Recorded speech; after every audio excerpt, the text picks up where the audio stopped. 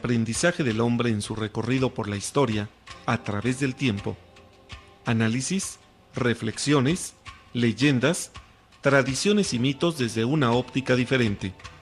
Una producción de Raúl Rodríguez Lucio para Radio Universidad.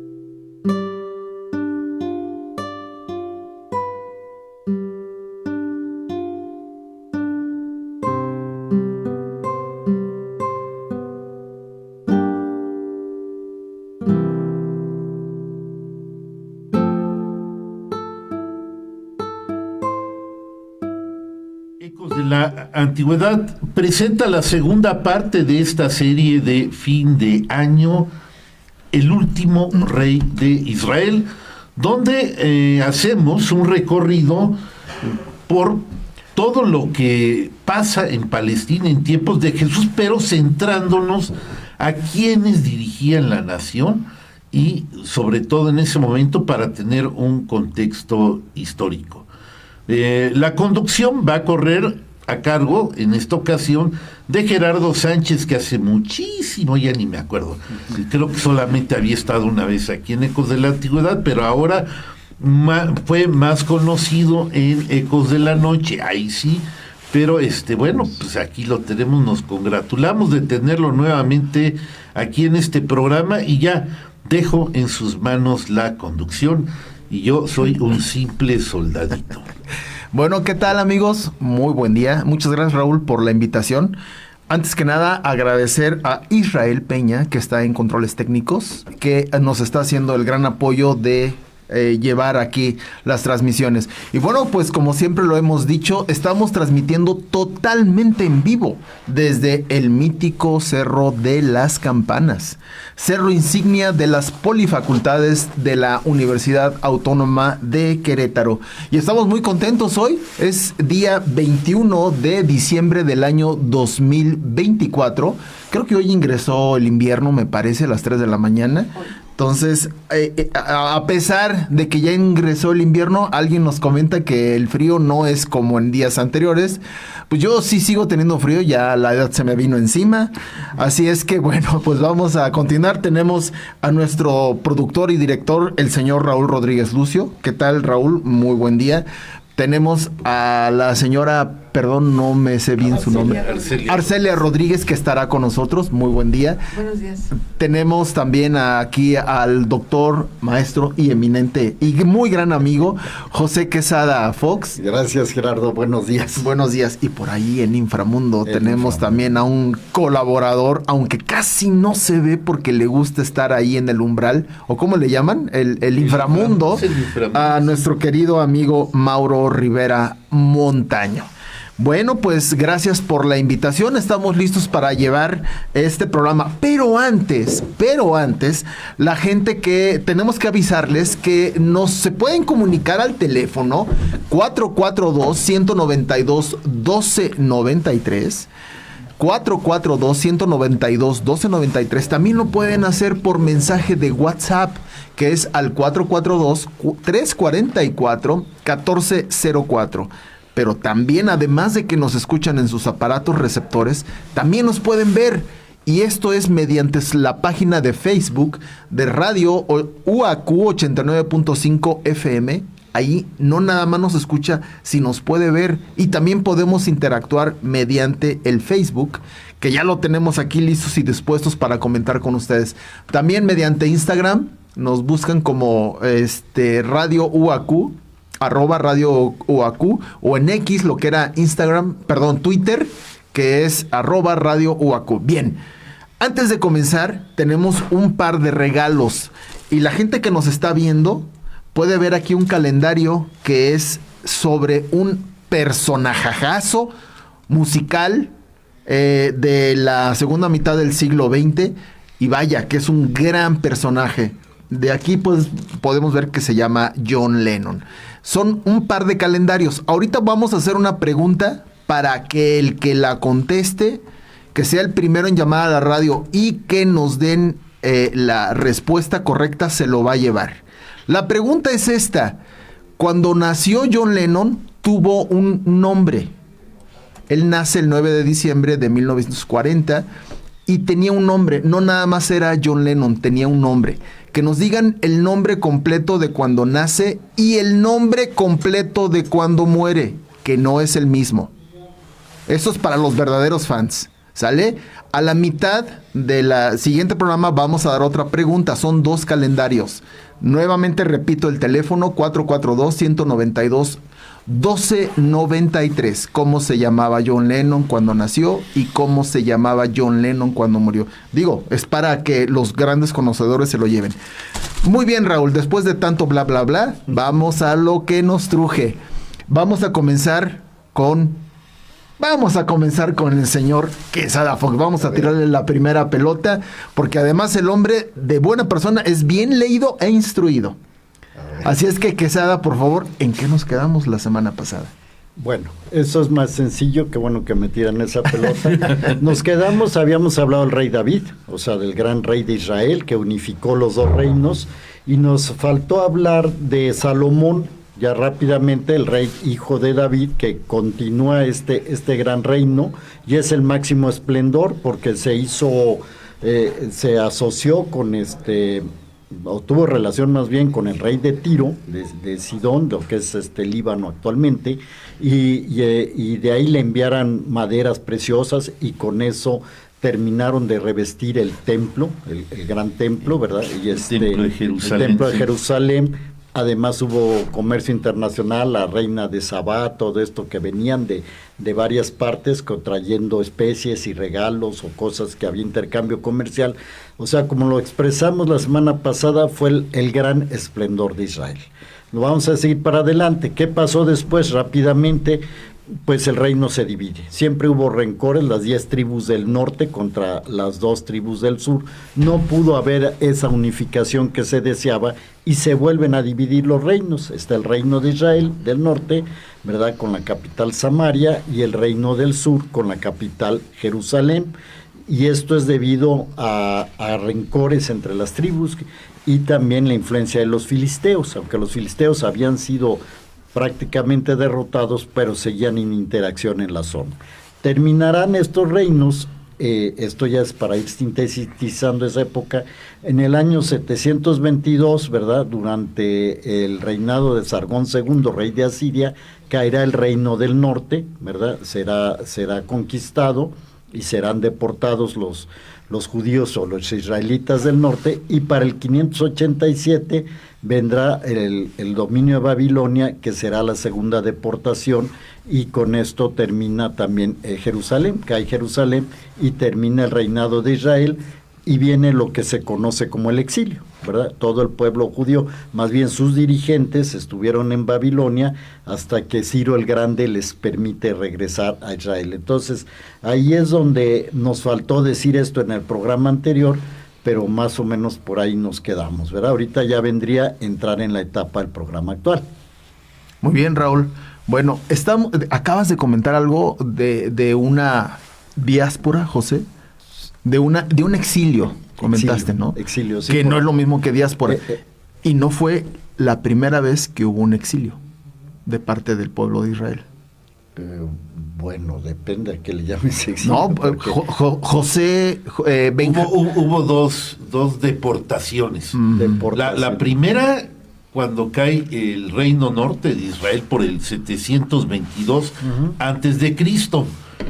Las 10 tribus que estaban ahí, bueno, hablando numéricamente, cómo estaban seccionados los israelitas, los mueven totalmente hacia otras partes del reino de Asiria, que fueron los que los invadieron, y desarraigan la zona ahí, meten otros pueblos que eran gobernados por los asirios, y esas famosas 10 tribus perdidas de Israel nunca regresaron. Okay. Luego hubo una segunda deportación cuando cae el reino sur en el 580 y algo, con Nabucodonosor al mando de los babilonios, y ahí se llevan solo una parte, digamos, los principales personajes o gente importante que estaban en Jerusalén y en las principales ciudades del pequeñísimo reino de Judá, son llevados a Babilonia, en donde solamente van a estar 40 años. No fue mucho. No fue mucho, y luego, cuando Babilonia es invadida por los persas, el nuevo invasor, Ciro el Grande, libera ahí, permite que los judíos que gusten regresen. Ya está. Con lo de José, el famoso soñador, ahí no ya. fue... eso fue mucho antes. Ya, es que ya sé, eso fue mucho antes. Eso estamos hablando de 1500 de antes de Cristo. 1500 años o 1200. Antes de es Cristo, cuando, después de que Abraham, Isaac, Jacob en un inicio, conquistan la tierra, ¿verdad? Bueno, se les da la tierra prometida. La tradición bíblica dice que hubo muchas hambrunas y entonces emigran a Egipto. Más que deportación, fue una migración. Sí. Ahí se los lleva, José. Adelante, Raúl. Sí, realmente aquí esa era de dominios ya termina cuando entran los persas al poder. Es un imperio enorme, ese primer gran imperio de toda la antigüedad, con una extensión terriblemente grande, todo lo que es Irán, Irak, la Mesopotamia, Turquía, incluso hasta algunas ciudades de Grecia. Ahí hubo una confrontación de los persas contra los griegos, no pudieron los persas, y finalmente 200 años después viene un dominio griego a raíz de Alejandro Magno, que invade el imperio persa. Por consecuencia, los judíos, sobre todo los de Judá, porque los otros ya ni estaban, los de Israel, pasan tranquilamente del dominio persa al dominio griego sin ningún problema, y es un momento en que podemos decir que la identidad de los judíos prácticamente solo sobrevive gracias a la práctica de la religión, puesto que ya no hay ese orgullo nacional que tenían en los tiempos de David, Salomón, o los reinos separados donde había una especie de identidad nacional. Pues no hay problema, porque realmente ellos, su principal factor de unión es en torno a su religión, y como los persas y los griegos ahora en esta ocasión les permiten vivir bajo esos tenores, pues ellos felices, porque incluso no les dan chance ni de pelearse, ni de estar conflictuando como lo hacían antes, y todo marcha sobre ruedas. Realmente pasan prácticamente desapercibidos hasta el momento en que ya bajo el dominio griego de los griegos seleucidas, uno de los reyes, Antíoco IV, les prohíbe les empieza a prohibir practicar su religión y tener sus costumbres, y ahí es un momento de ruptura donde los judíos, pues ahí sí ya no, o sea, te podían permitir que los domines y todo, pero quitarles la identidad, quitarles su religión, eso no, y se arma un problema, y empieza la pugna por otra vez liberarse en ese momento del dominio de los griegos, y esto es como la era de los macabeos y de los asmoneos, que es lo que viene ahí. Ok, ahorita hacemos una pregunta, pero me gustaría leer las llamadas. Ya la gente se está manifestando. Sí. Bueno, llamadas no, más bien que nos están escribiendo aquí en el Facebook. Acuérdense, para que se comuniquen con nosotros, en Facebook es Radio UAQ 89.5. Se comunica una compañera, Ale Hernández Ugalde. Dice, buen día, es un gran panel, qué gusto verlos, aunque sea por este video. Ay, Ale, con las ganas de habernos visto el miércoles, ¿no? No que era el diplomado. Bien, saludos. Jorge de la Vega, primo aquí presente, te mando un fuerte abrazo. Hola, primito, ¿cómo estás? Está madrugando, primo, está en San Francisco.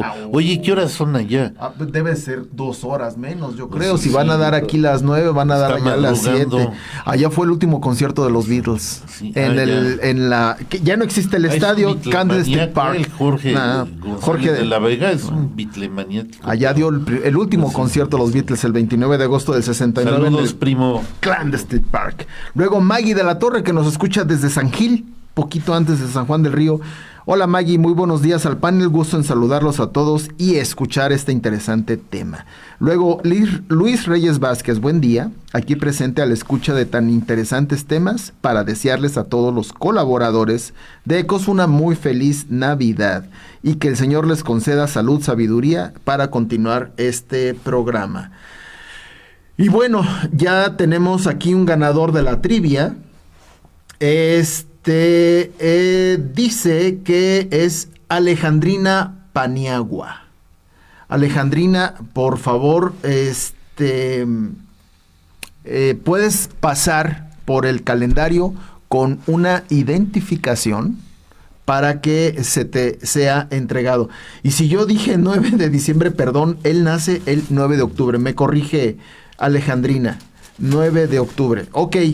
Pues es para ti el calendario. Falta otro, ¿no? Sí, falta otro.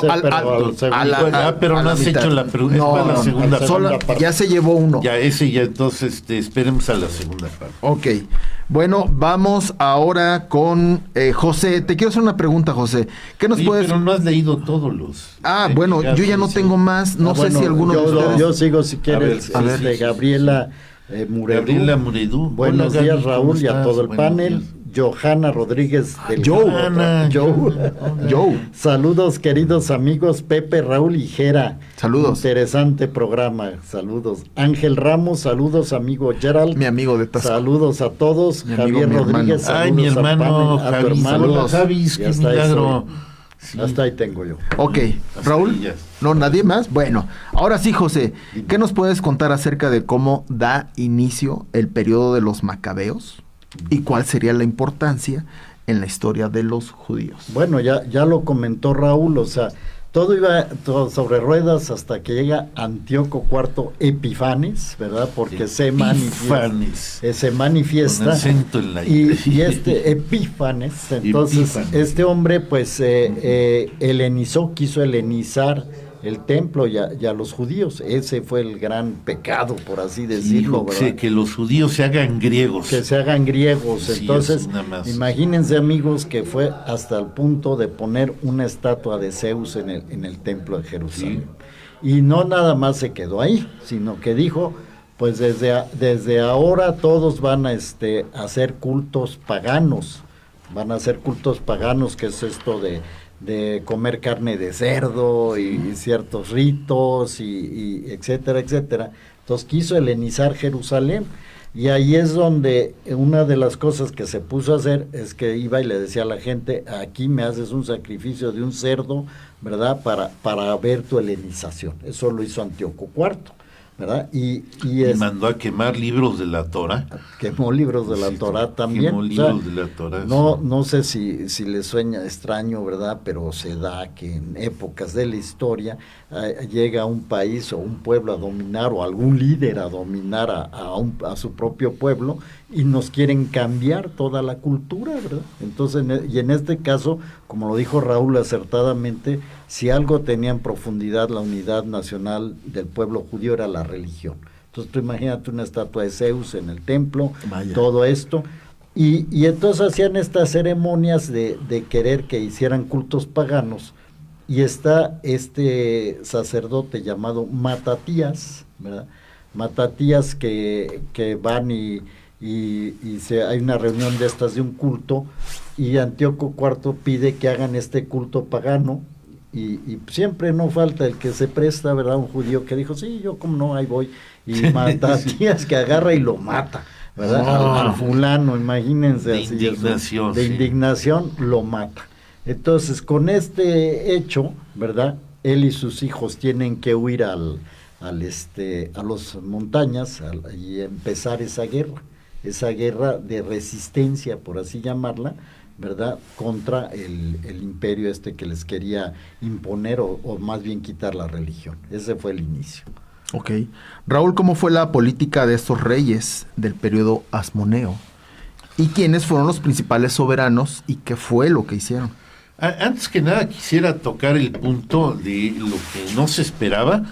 Esta acción que comenta José de Matatías provoca un estallido de indignación entre varios judíos que decidieron seguirlo porque dijeron, bueno, si no vamos a tener nuestra religión, si no vamos a poder vivir bajo nuestras costumbres, pues qué caso tiene, nos vamos al pleito, así hasta llegar a la muerte, y comienza una pequeña rebelión en las montañas de Judea, comandada por Matatías, en donde los principales auxiliares son sus hijos. Ahí están Judas Macabeo, Jonatán, Simón, en fin, varios de los hijos que eran buenos guerreros y todo, y comienza una resistencia en contra del dominio de los griegos. Para no hacer el cuento largo, esta guerra va a durar unos 20 años aproximadamente, en donde aparece uno de los hijos llamados Judas Macabeo. Es un verdadero genio militar y empieza a tener victorias en contra de estos ejércitos griegos seleucidas, y poco a poco va creando una especie de independencia, primero en Jerusalén, limpiando el templo. Esto fue una fecha conmemorable, puesto que estaba lleno, imagínense, de cerdos, de estatuas de dioses griegos y todo. Ese fue el gran día de la limpieza, que no recuerdo cómo llaman. Purificación la purificación del templo. O sea, después de estas guerras que destruyen todo el templo, ¿verdad? Bueno, de quitar todo eso que has dicho, ¿verdad? Entonces, le va a tocar a Judas, y después de vencer a los generales de Antíoco, también una serie de batallas contra los generales de Antíoco, que están muy bien descritas en el libro de los Macabeos, el primer libro de los Macabeos. Yo me leí para este programa, por un lado el libro de los Macabeos y por otro lado Flavio Josefo, Guerra de los Judíos.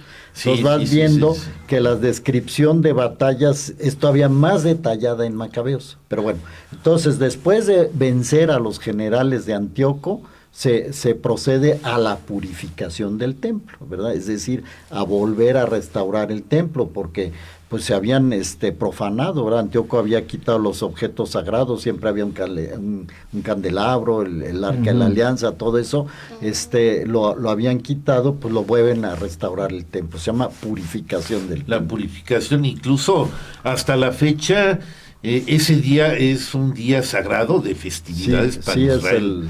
El Hanukkah, ¿no? Es el Hanukkah, creo que sí. Bueno, si alguien sabe, por favor, es Hanukkah, que incluso es en estas fechas, para que nos orientemos más. En estas fechas de diciembre se celebra esa fiesta, bueno, los judíos celebran esa fiesta de la Hanukkah, que es la purificación del templo.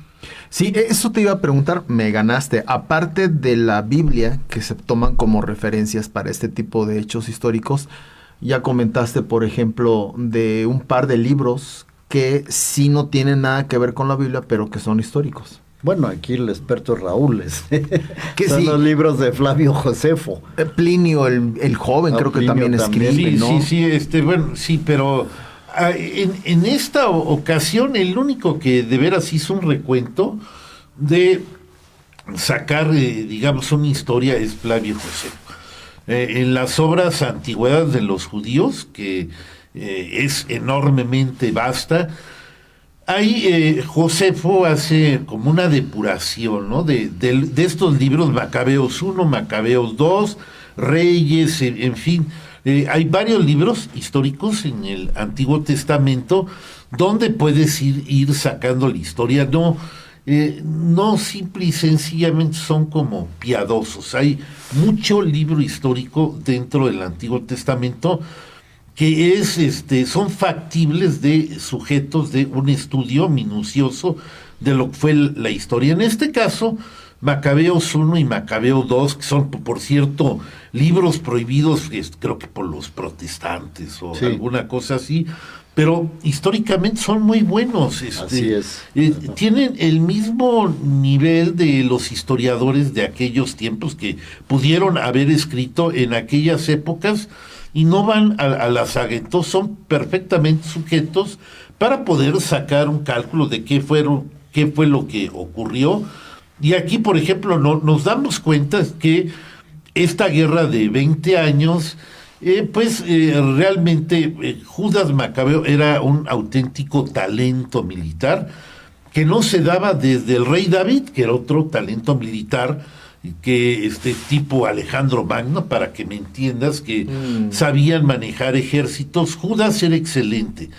Y él vencer a los toda la serie de ejércitos griegos que mandaron para reprimir la revuelta, tiene bastante mérito, y hasta lograr prácticamente toda la independencia de Israel. Y ya a final de cuentas, antes de que se consume esa independencia, a Judas Macabeo lo traicionan, lo matan, le ponen una trampa para ver si con esto se puede revertir la situación. De hecho, como que regresa a los griegos, pero ya lo que se había avanzado era inminente. Solo faltaba que los otros hermanos que se habían escondido, creo que en este caso era a Simón.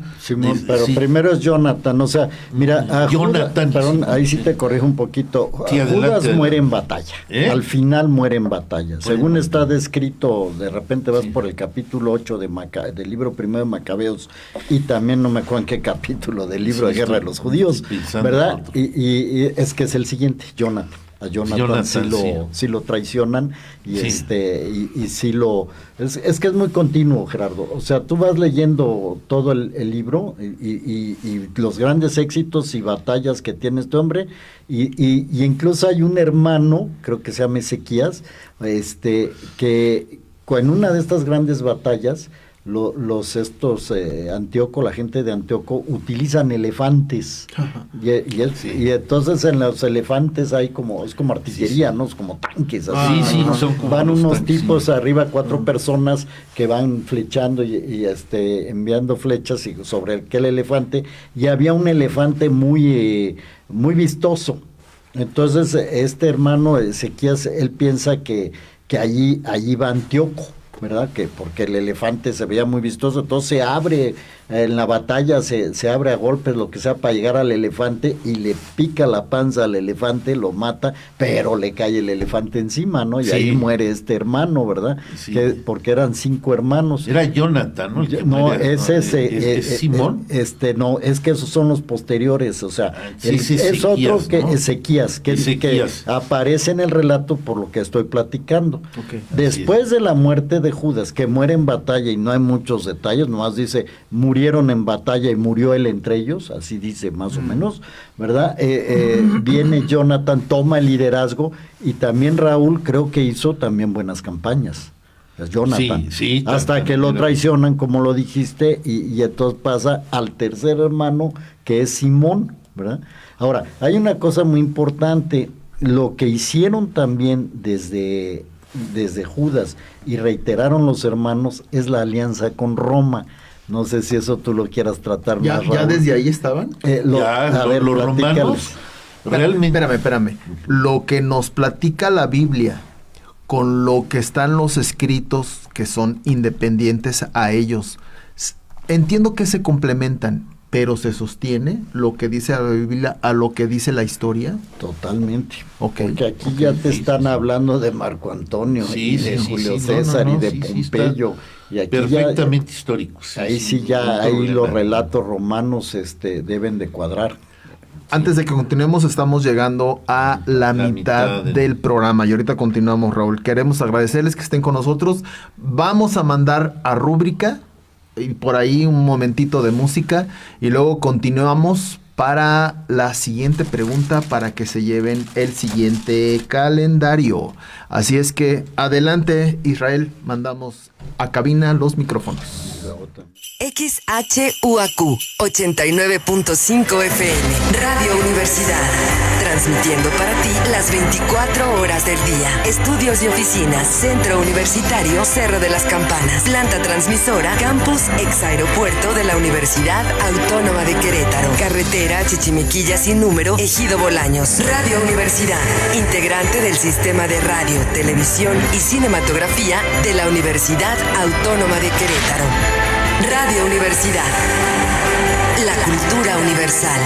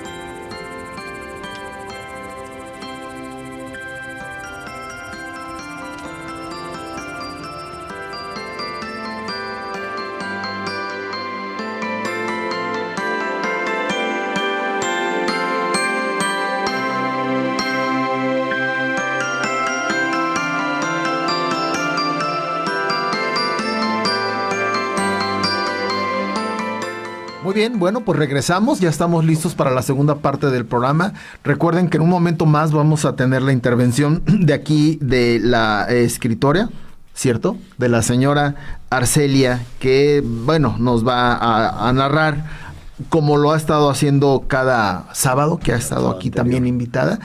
Pero antes de continuar, ahora sí vamos a regalar el segundo calendario. La primera vez comentamos que solamente íbamos a regalar uno. A la segunda mitad del programa vamos a regalar otro. Y la pregunta va a estar sencilla para los grandes conocedores de John Lennon. La pregunta es la siguiente: ¿cómo se llamó el segundo hijo de John y qué día nació? ¿Cómo se llamó el segundo hijo de John y qué día nació? El teléfono para que se comuniquen y nos regalen la respuesta es al 442-192-1293. José, tenemos por ahí algunos mensajes, Sí, por favor. A ver, Maggie de la Torre, gracias, pero los escuchamos desde Gran Juriquilla, ¿no? Desde Sí, yo no sé por qué dije, igual y me imaginé que Maggie vivía por allá. Saludos, bueno, Maggie. yo pensé que sabías. Saludos de todas formas. Sí, claro. Adi Sánchez, perdón. Excelente, como siempre, el señor Raúl, señor José y Ger. Mi hermana. Enriqueciendo la historia, gracias. Josefina Martínez. ¡Yo sé! Saludos, profesores. Ricardo Fernández Castro, qué bueno ver a Gerardo, ¿ya ves? Gracias, Rick. Ya, hasta ahí tengo, no sé tú, Raúl. Yo tampoco tengo más, ¿no? Bueno. No, sí está José Hernández del Valle, dice Sean Lennon. No, ey. La respuesta es por teléfono. Es por teléfono. Y bueno, si la tiene que llamar por teléfono. 442-192-1293. De acuerdo. Entonces, ahí está. Por aquí no se vale. No, por aquí no, es por teléfono. José Hernán del Valle, habla por teléfono, por favor. 442-192-1293 y tendrás este bonito calendario de John Lennon. Adelante, Raúl, en lo que nos habíamos quedado, por favor. No, pues, que... estábamos comentando. No, es que él estaba comentando acerca de... Bueno, habíamos quedado ya en lo que son los tres macabeos, que eso Ajá. es, en síntesis, la pregunta que quedó en el aire, la fundación de lo que se llama el reino asmoneo, ¿verdad? Son los descendientes macabeos. Pero lo que habíamos platicado, y para mí fue muy interesante en toda esta lectura, Raúl, ver que ahí empieza el trato con Roma, ¿verdad? Los judíos, los macabeos, son los que empiezan a hacer tratos con Roma contra los seleucidas, porque estaban siendo atacados por los seleucidas, entonces ellos empiezan a hacer tratos con Roma. Habían logrado también que Antíoco V y no sé qué otros seleucidas les reconocieran su independencia. O sea, como que se los volvieron a dejar en paz. Pero por el otro lado se negoció con Roma. Claro, Roma, que era la rival de los reinos griegos, de descendientes de Alejandro Magno, pues pugnaba por ser una potencia. Y todo lo que fuera en contra de los seleucidas o los de Ptolomeos. o los Ptolomeos, él lo apoyaba. En este caso, apoya a Israel en su independencia. Qué curioso, ¿no? Después la va a invadir ya en tiempos de Jesús, pero en ese momento le interesaba un Israel libre, porque era un Israel griego y lo apoyó. Entonces, fíjate, hubo tratos de macabeos con los romanos. Yo ubico a este Ptolomeo, que es el descendiente de uno de los generales de Alejandro Magno. Y los seleucidas de otro general. Que también así se llamaba. Sí, Seleucidas. ¿Cómo era el general de Alejandro? Ptolomeo. No, ese es uno. Y el otro, el Seleucida. Era Seleuco. Sí. Qué curioso. O sea, desde ahí viene 300 años antes mira, de para Jesús. ubicarnos. Pusieron su nombre a sus reinos griegos. Okay. Para ubicarnos, o sea, acordarnos, ese fue el testamento de Alejandro Magno. Y todo viene en el libro de Macabeos, para que veas que sí. Sí se sostiene, sí hay una rigurosa historia. Cuando muere Alejandro Magno, divide en tres su reino, ¿verdad? Entonces en esa parte queda Seleuco por un lado y Ptolomeo. Y de hecho fueron los Ptolomeos los primeros que dominaron Israel en esos tiempos. Ptolomeo, esta señora Cleopatra es descendencia de él. Descendiente de ese general Ptolomeo. Porque ella era griega, ¿no? No era egipcia. Era griego-macedónica. Ok, era de estirpe griega, pero nace en Egipto. Sí, no era morenita, eran griegos.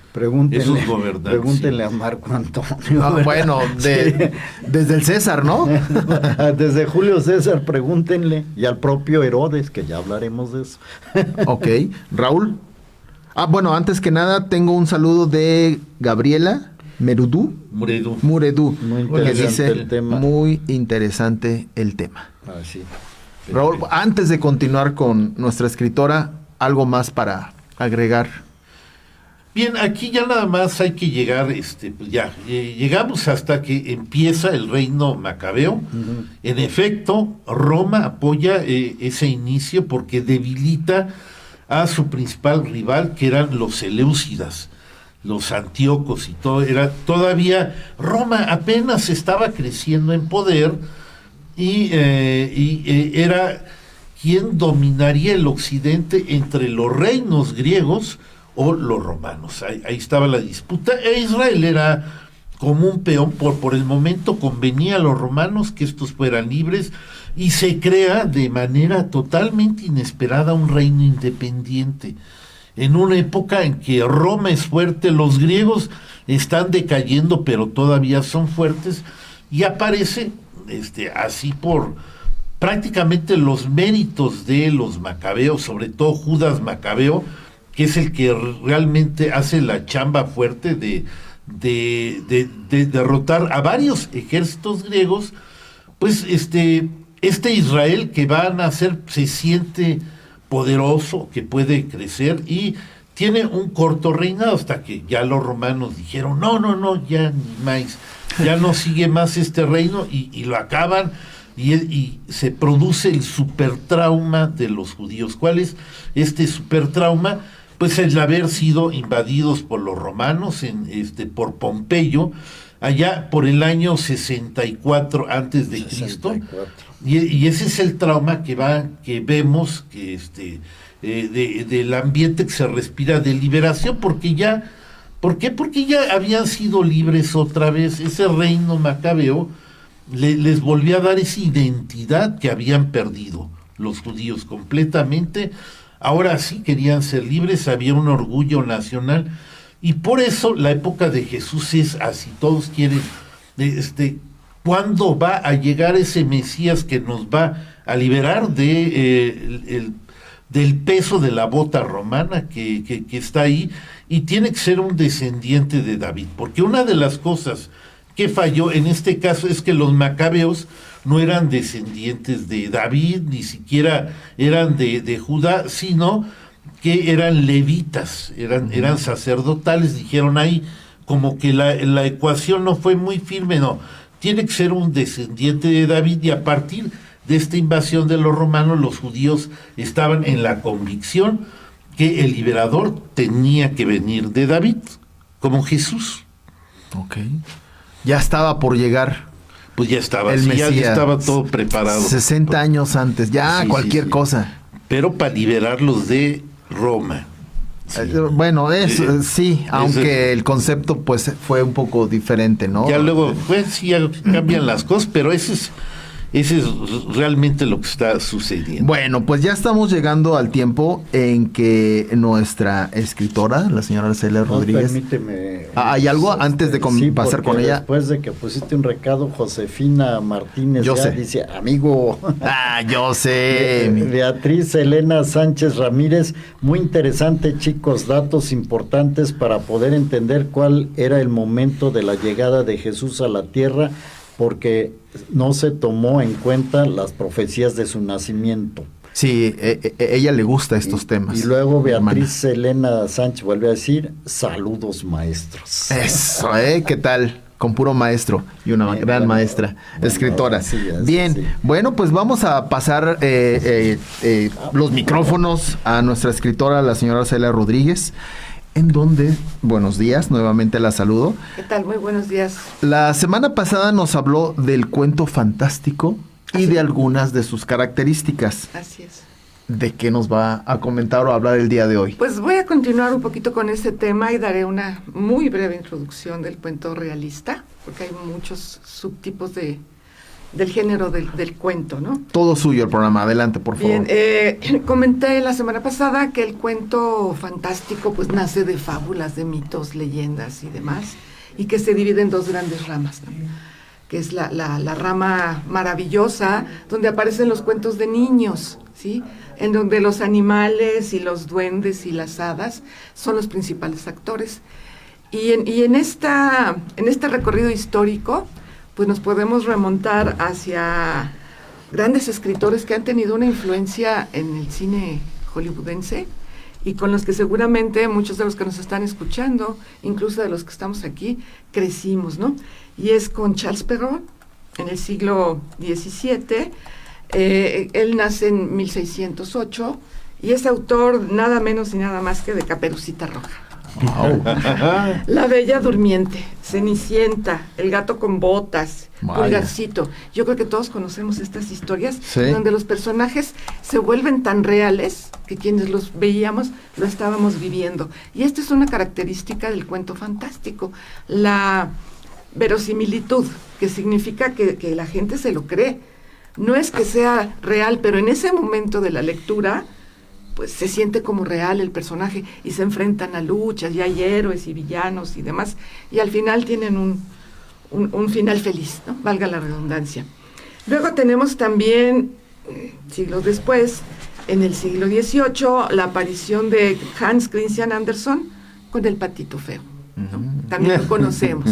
¿Cómo no? Ajá, La Sirenita, El Soldadito de Plomo, ¿no? Que son cuentos con los cuales crecimos casi todos Sí. y que se hicieron muy populares en el cine de Hollywood, pero hasta el siglo XX. ¿Sí? Estamos hablando de muchos siglos de diferencia y tuvieron ese impacto que hoy se ha perdido, ya no hay grandes escritores para niños en la actualidad, ¿no? Y esto es importante porque los niños se posesionaban de estos personajes que además también traían una moraleja, Sí. una especie de enseñanza.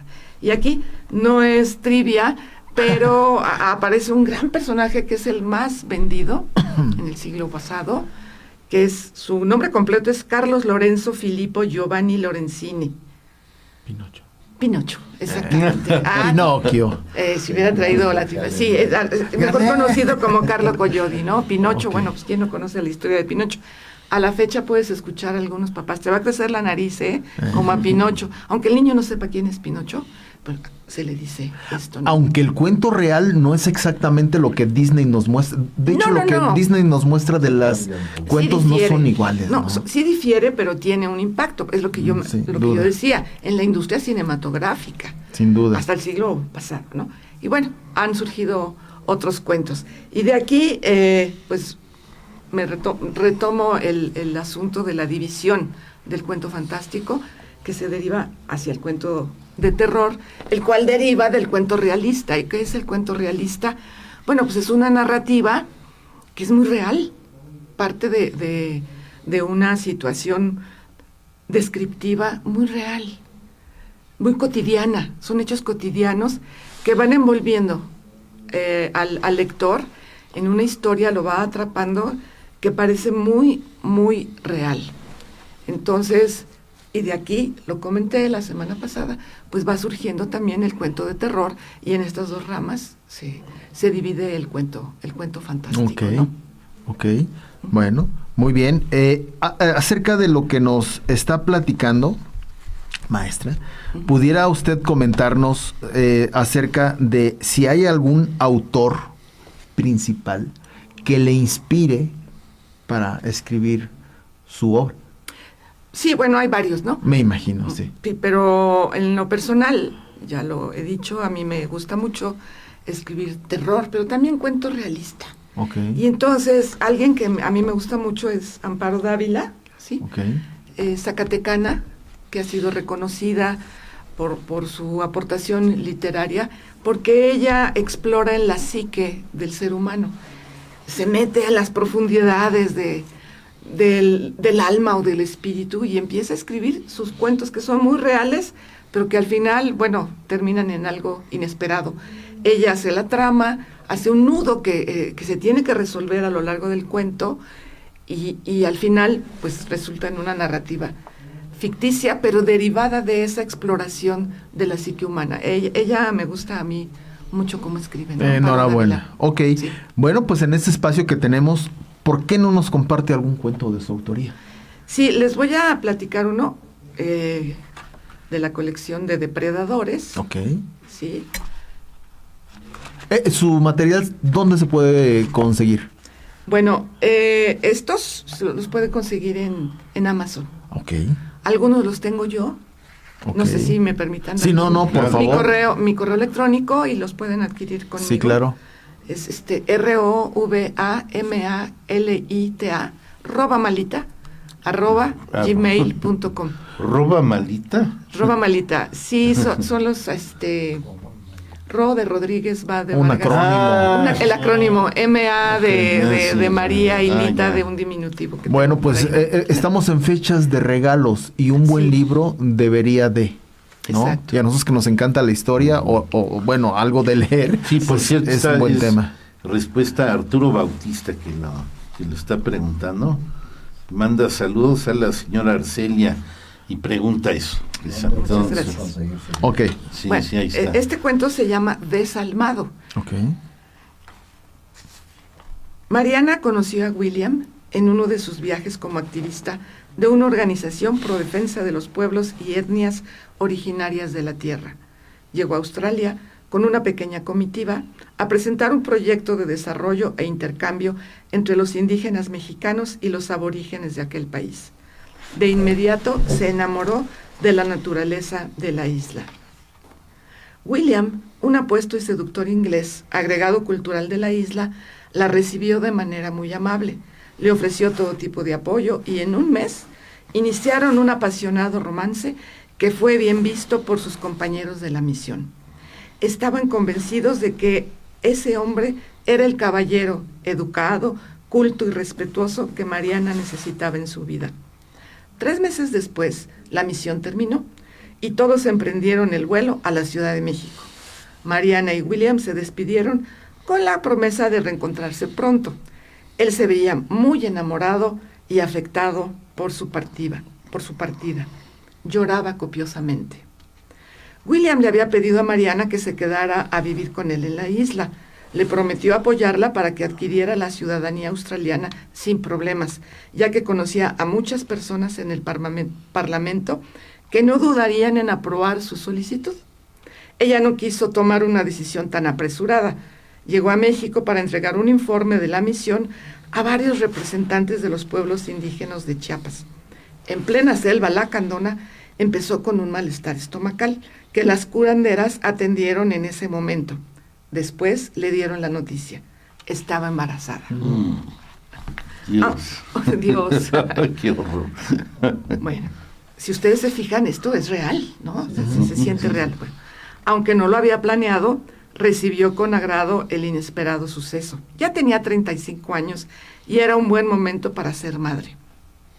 Regresó a la Ciudad de México para comunicárselo a William, pero cuando llegó a su casa se quedó muy sorprendida al verlo sentado en la sala platicando con sus padres. No recordaba haberle dado su domicilio y tampoco le agradó mucho que la buscara a los 15 días de su regreso. Él se puso de pie, la besó amorosamente, la abrazó y le dijo: ¿ya estás aquí? Ya estoy aquí. Ella reflexionó: bueno, ya ni modo, se lo diré cuando vaya a ver a mis padres, cuando se vayan mis padres. William lloró al recibir la noticia de que pronto sería padre. En sus matrimonios previos no había tenido hijos, tenía 40 años y ya era el momento de iniciar una familia. Convenció a Mariana de emigrar a Australia, quien dudaba un poco de regresar, pero los argumentos que él le presentó la convencieron. Una educación de primer mundo para su hijo, conseguirle la ciudadanía australiana de inmediato, rentar una casa cerca de alguna playa para esperar la llegada del bebé en paz y armonía con la naturaleza. Finalmente accedió. Se imaginó a su pequeño hablando en perfecto inglés y español, conviviendo con niños de otros países en escuelas de primer mundo, y ella, como ciudadana australiana, podría continuar con su activismo. Regresaron a Australia. William ya había rentado una casa de playa ubicada en el Outback. Es la zona más alejada y remota de los centros urbanos, a 12 horas en automóvil de la comunidad más cercana. No tenía auto para trasladarse, y aunque William a veces se lo dejaba, tampoco tenía licencia para conducir, pues con diferentes pretextos él se negaba a firmar una solicitud oficial que le daría la anhelada ciudadanía. Faltaba un mes para que naciera su hija. Se casaron para hacer válido el seguro médico durante el inminente parto, pero la firma de la solicitud migratoria nunca llegó. A pesar de ser su esposa ya, no consiguió la ciudadanía australiana de manera automática, ni ser reconocida como ciudadana residente australiana. Nació su hija. William se veía feliz. Le prometió que ahora sí, con una hija australiana, firmaría la solicitud, pero no lo hizo. Cuando la bebé tenía 3 meses de nacida, Mariana le recordó la promesa incumplida, pero solo obtuvo como respuesta indiferencia y un muro de silencio durante semanas. Él se iba muy temprano y regresaba entrada a la noche, completamente ebrio o drogado. Voy a suspender mi relato porque aquí se pone bueno. Para que compren. Para que lo compren. El libro. Claro. Más largo. Y Ok. si me permiten leer un fragmento muy chiquitito de otro relato. Este es Adelante. un cuento fantástico, inspirado en la vida de los animales, y se llama Florentino y Luli. Florentino se paró, como de costumbre, en una rama del árbol más alto del parque. Desde allí observaba a todos los que pasaban: perros, gatos, colibríes, cardenales, gorriones, lagartijas, humanos, en fin, la vida misma. Esa mañana iniciaba el verano y el sol brillaba en todo su esplendor. Extendió su largo pico para iniciar su trino de urraca macho. Todas las aves cantaban al unísono para dar inicio al nuevo día, que prometía ser muy caluroso. El ruido matinal y la alegría de otras especies invitaban a Florentino a volar más alto. Se sentía inspirado, extendía sus alas al compás de un sonoro piar y su enorme cuerpo. El zanate negro a su lado contrastaba con el color de un petirrojo que a diario lo saludaba. Hoy tengo que volar más alto y trataré de alcanzar el sol como mi hermano el águila, dijo Florentino al petirrojo. ¿Estás loco? Solo las águilas vuelan tan alto, contestó el petirrojo. Eso dices porque eres muy pequeño. Ve mis alas, mi pico y mi canto. Puedo cantar de distintas formas y nadie notará que soy una urraca, replicó Florentino.